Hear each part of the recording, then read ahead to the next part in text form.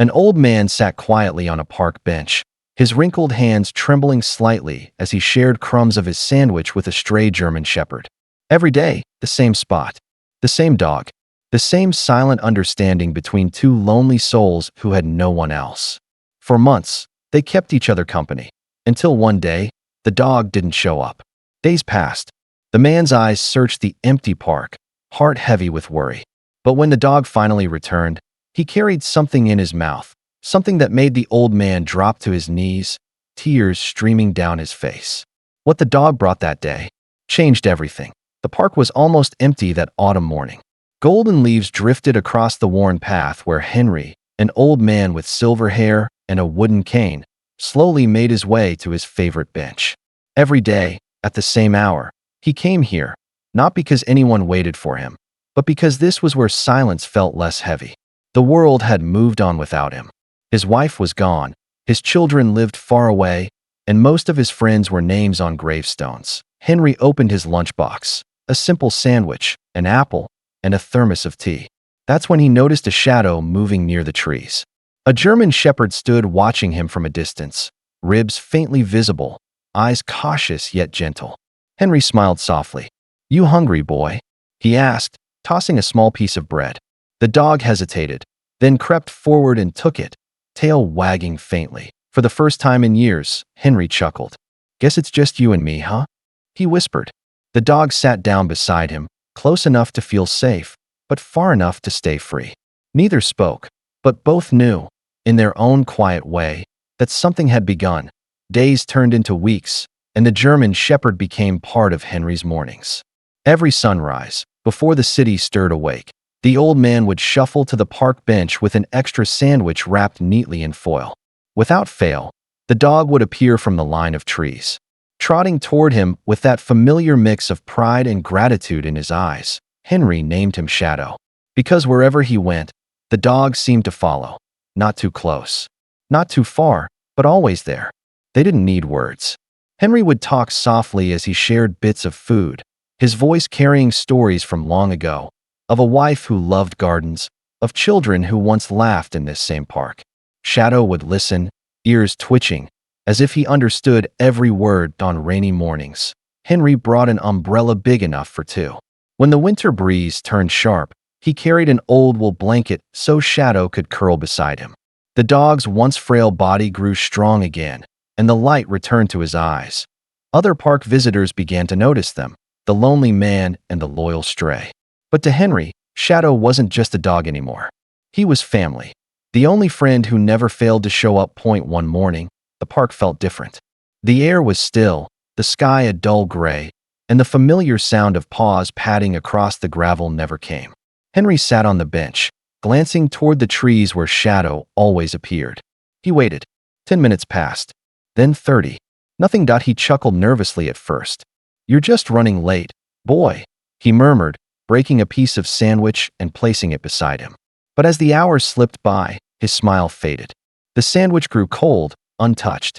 The silence pressed down like a weight on his chest. The next day, Henry returned early, his heart quietly hoping. Again, the bench beside him stayed empty. He searched around the park, calling out, "Shadow, here, boy." His frail voice echoed through the emptiness, swallowed by the rustling leaves.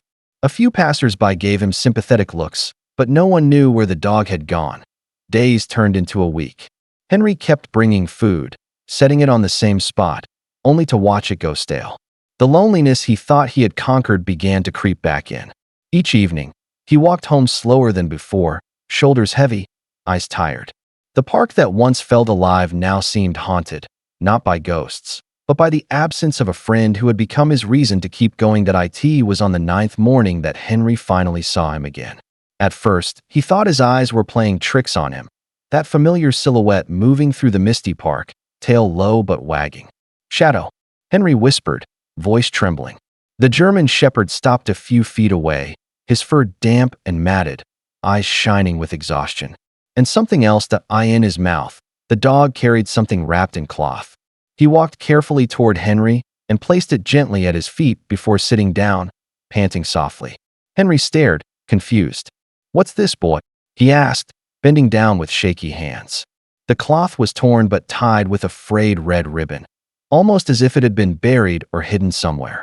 Inside was a small wooden box, old and weathered, its lid carved with initials Henry hadn't seen in decades. Yell. His breath caught. That was his late wife, Eleanor's, monogram.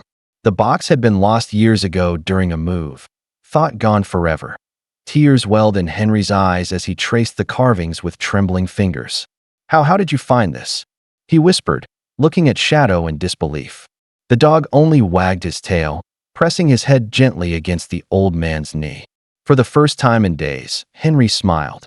A fragile, tearful smile. As though fate itself had returned to sit beside him, Henry's hands trembled as he opened the small wooden box. Inside lay a faded photograph. Him and Eleanor, standing in front of their first home, smiling like time could never touch them. Beneath it, wrapped in a thin layer of fabric, was a small silver locket. He opened it slowly, and his breath caught. Inside was a strand of Eleanor's hair. And on the opposite side, a handwritten note. Yellowed with age, the ink had faded, but the words were still legible. "If you ever feel alone, remember, my love will always find its way back to you." Henry's vision blurred. He pressed the locket to his chest, his heart aching with a pain that was both sorrow and gratitude. "You found her, didn't you, boy?" he whispered.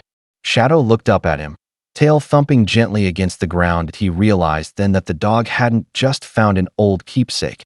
He had somehow brought back a piece of his heart, something he didn't even know he'd lost. Tears streamed down Henry's cheeks as he hugged Shadow tightly. "Thank you," he whispered brokenly. The dog licked his trembling hand, eyes soft and knowing. In that moment, Henry understood, some angels don't have wings. They have paws. That evening, as the sun dipped below the trees, Henry sat on the same old bench with Shadow resting quietly beside him. The photograph lay in his lap, the locket pressed close to his heart. For the first time in years, the ache of loneliness felt lighter, replaced by a warmth he couldn't explain. He looked at Shadow and whispered, "You were sent to me, weren't you?" The dog lifted his head, eyes reflecting the golden light of sunset, as if to say yes. Henry smiled, tears glistening. "You brought me back to her." As the park grew silent, the old man realized something profound. Love never truly disappears. Sometimes, it just finds a new way home. Through the heart of a loyal friend.